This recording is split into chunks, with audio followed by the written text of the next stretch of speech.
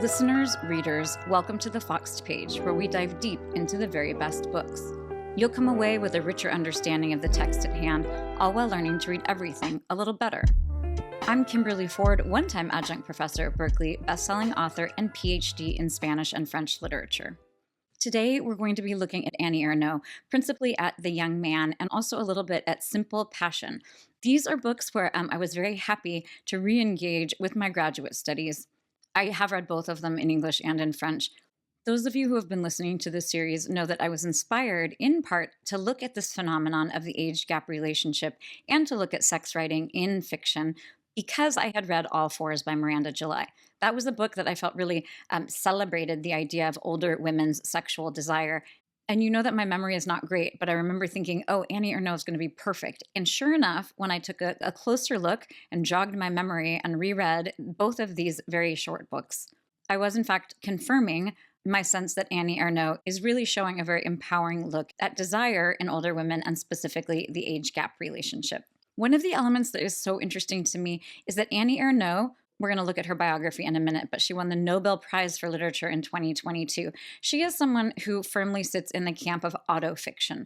So France for a long, long time, and actually a bunch of Scandinavian countries and some other international countries have been a little ahead of the United States in this genre called autofiction.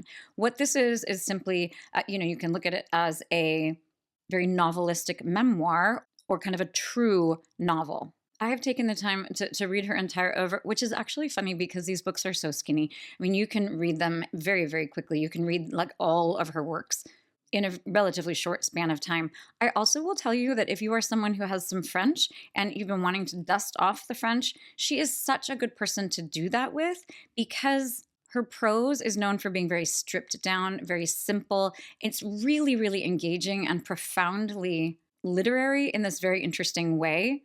But it's not something that is loaded up with all sorts of obscure adjectives that you wouldn't necessarily remember from 10th grade French. But one of the most interesting things about looking at the work of Annie Ernaux as sort of one body is the fact that what emerges is a narrator/author that's really very coherent. There are lots of biographical things that align in all of the different books. There's a book about her father, a book about her mother, a book about her experience of having a backstreet abortion. The two books that we are looking at today, Simple Passion from 1991, is a book about an affair that she had with a much younger man, and The Young Man, which came out in 2022 in France and just recently came out, I think 2023, in the United States, also is about an affair. She's as an older woman with a different younger man. So this idea of autofiction was interesting to me because the other books that we have looked at, I will include All Fours in this, but then also Intermezzo by Sally Rooney and Playworld by Adam Ross. Those are very, very firmly novels, all of them. And I was really looking forward to really digging in to a novelistic-ish look at this older women's desire and this age gap relationship, because in many ways this feels more like memoir. Importantly, none of these books says novel on the front of them. You're really very much invited to think of them as memoir. I really love the way that they're sort of beyond categorization, but there are elements that do feel very much like you're reading a very, very short novel. I will also say that her stripped down prose, this kind of very plain, very declarative, very assertive prose, is very interesting when she is talking about older women's desire, because it's making statements about that topic in ways that are very, very firm and very declarative and very clear. So those of you who like an agenda, we're going to do a very, very quick bio of Annie Ernaux. We're going to then talk about the publication of the works, the two novels that we are going to look at. We're then going to take a quick look at sex writing. We're going to talk about the age gap relationships, and we'll look at each of the two books in succession. So we're going to dive into our very quick biography of Annie Ernaux. She was born on September 1st of 1940. She was born in a tiny little town called Lillebonne in France.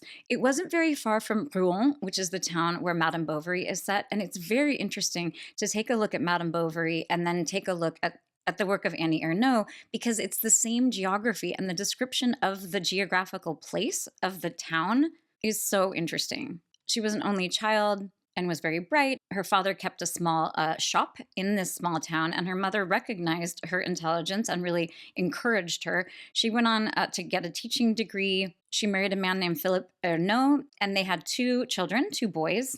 And relatively early on, she was able to establish herself as a writer and was able to stop teaching in order to be able to write full time. She was awarded the Nobel Prize in 2022. And I really love that the Nobel Committee said the following. They awarded her the prize for the courage and clinical acuity with which she uncovers the roots, estrangements, and collective restraints of personal memory. I mean, I don't know. Well, obviously, the Nobel Committee is going to be very smart people, but the people who write the little blurbs about why the people got their awards, man, those people really get it right. Because that kind of acuity and that kind of exhuming of memory is so important in Ernaux. And that kind of precision is really something that I like them underscoring. We're now going to dive into the two books. First of all, we have Passion Simple, which is Simple Passion. This was published in 1991. And then we have The Young Man. It was published in 2022 in France and 2023 in the United States. Those of you on the YouTube will see that these are very, very skinny little books. As with a lot of Ernaux's work, not only is the prose really stripped down and very spare, but the books themselves are never very long. The work tends to feel kind of sociological, kind of philosophical. In some ways, you want to read them very quickly, but in other ways, you want to kind of savor them because some of the statements that she's making are so resonant that you really want to sort of think them through. And interestingly, both of these books have to do with an older woman having an affair with a much younger man, but the books themselves feel very, very different from each other.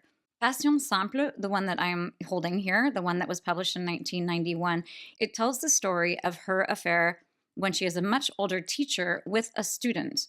In both of the books, interestingly, the male person remains anonymous. She just has the letter A for both of them, but they're very different people. In the case of Passion Simple, it's a young student, and in the beginning he has a girlfriend, and then he breaks up with the girlfriend in order to carry on his relationship with the narrator, who we are very much invited to think is Annie Ernaux. In The Young Man, we again have the narrator, who is an older woman, having an affair with A, who again, same initial, but in that case, he is someone who is a foreigner. He's someone who is not born in France. He is someone who has a job that is not that of a teacher. So you have two different men that she presumably, I did a lot of thinking about this. I guess you could imagine that this student is also that this student was a foreigner. I'm really fairly convinced that these are two different experiences.